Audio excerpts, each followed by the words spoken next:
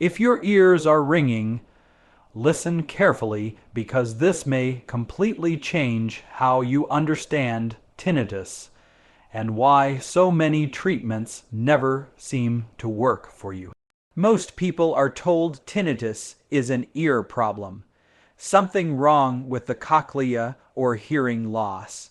But if that were true, the ringing would not fluctuate with stress, jaw tension, neck position, sleep, or time of day.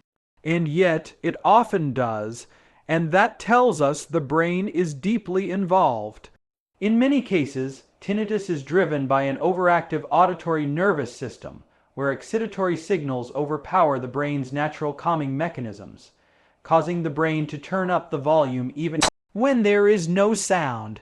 Well, here's the part most people are never told. For something to truly influence tinnitus, it has to reach the brain because the auditory processing centers live in the brain stem and cortex, and many supplements and strategies fail simply because they never cross the blood-brain barrier. The blood-brain barrier exists to protect the brain. And while that's a good thing, it also means a lot of things people take for tinnitus never reach the overactive circuits that are actually creating the ringing. And this is where taurine becomes interesting. Taurine is a simple amino acid, not a drug, not a sedative, but it does cross the blood-brain barrier, which means it can directly influence hyperexcitability in hyperexcitable auditory pathways.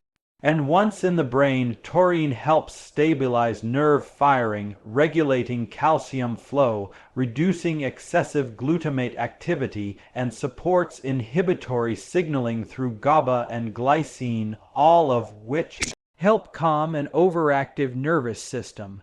That's why some people don't notice instant silence. But they do notice the ringing becomes softer, less sharp, less reactive, and less emotionally distressing over time because the brain is no longer amplifying the signal as aggressively like it did. And taurine is not meant to block a symptom. It helps retrain an overstimulated nervous system, and that takes consistency. For most people, taurine is taken at about 0 milligrams once or twice a day, often one dose in the morning and one in the evening. Especially if tinnitus worsens at night or interferes with sleep, it is generally very, very well tolerated and non-habit forming. But 3 or 4 days is really not enough because the neural circuits need repeated inhibitory input to downshift their gain. And most people need at least 1 to 2 weeks to notice meaningful changes, and a full 3 to 4 weeks to know whether it is helping.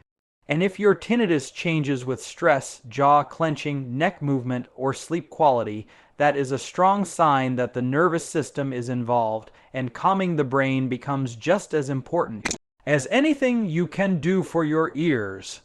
The goal here is not to chase silence. It's to calm the brain so it no longer feels the need to create noise.